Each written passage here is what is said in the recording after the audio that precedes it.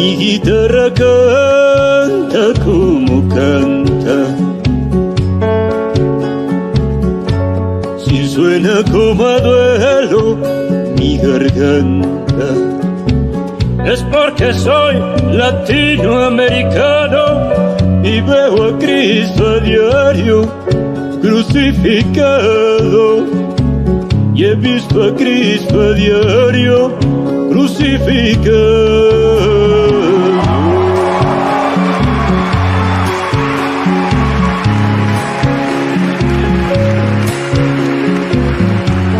Hay que ver un obrero volver a casa, sin pan para sus hijos y derrotado, después de haber buscado en vano un trabajo, o trabajando en vano de un mal salario, sin pan para sus hijos y derrotado.